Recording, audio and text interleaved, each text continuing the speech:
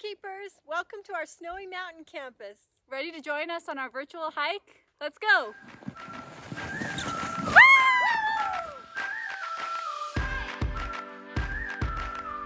So we're noticing some patterns in nature today, and we know that patterns help us understand the origin, the form, and the function of some of the things in nature. So a pattern on this juniper, if you look closely, it's really beautiful. It's branch, leaf, branch, leaf, branch, leaf. A beautiful pattern. Nature's blueprint for this tree. And we notice patterns all over here in nature. We're up here in Hobbitville.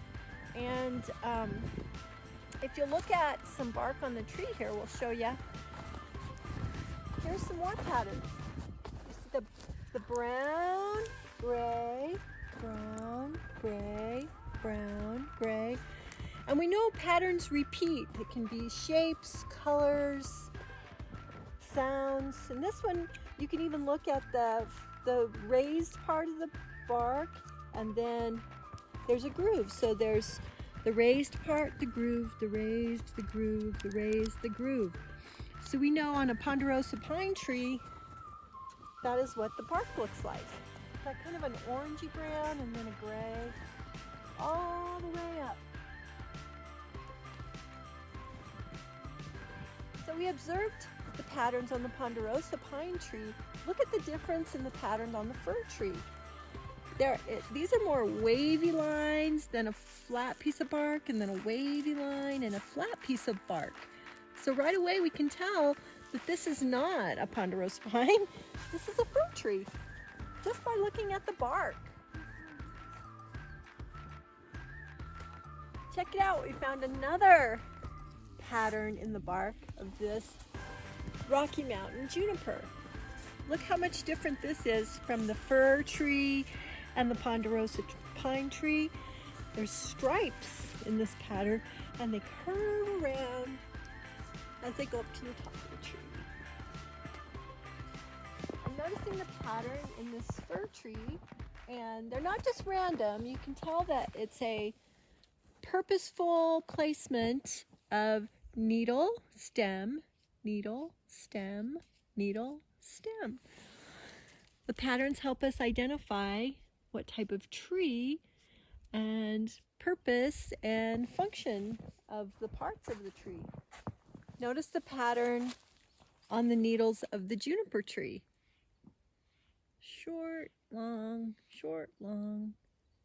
and then there's a space, a very purposeful space between each needle on the branch. That's how we know it's a juniper tree. There are even patterns on this snowy pine cone. So there's a curve and a dip, and a curve and a dip, and a curve and a dip, all the way around. And we know about pine cones that when they're wet, they close. So this one's had some snow, been snow covered, so now it's closed. But it's a beautiful pattern. Notice the pattern in the moss. It's like little polka dots. See the little polka dotted pattern in the moss? There's even patterns in rocks. It's kind of a salt and pepper pattern, speckled. The patterns in rocks can help us tell how old the rock is, how it was formed, what it's made of. Also, what we are going to be noticing on our hike today are the clouds. Clouds are nature's way of giving us clues to what the weather is going to be. There are three main types of clouds. Cirrus clouds are the thin wispy clouds in the sky. Stratus clouds are thick blanket clouds. And cumulus clouds are the big puffy clouds. Let's go on a walk and see what we can find.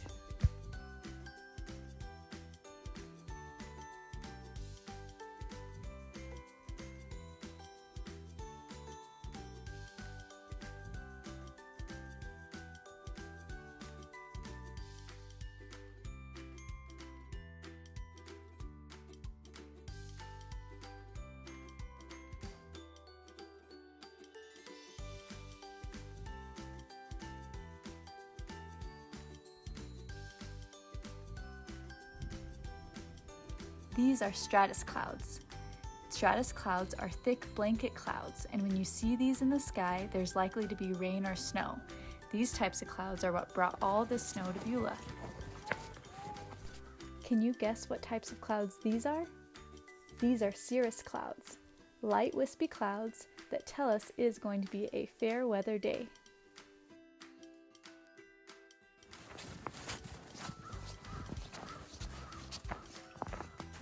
Look guys, Snow White's house is covered in snow. That's how much it snowed up there. Look at that. I think she's at the castle where it's warm.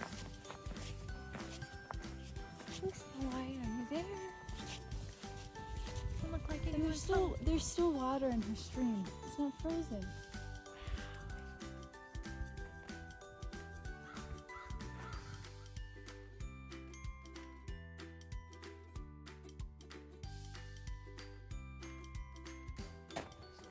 And look guys, the pond is frozen.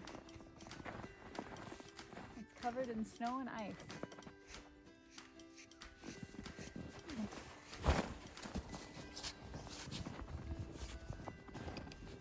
Thanks for joining us today on our hike. Now it's your turn to go out and have an adventure and find patterns in nature, and don't forget to look up at the clouds.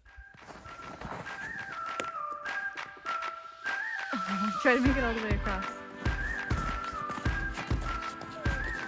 Yeah, see if you can throw it that far. That was close. It's so cool. Okay. See if you can break the ice. Oh, it's solid.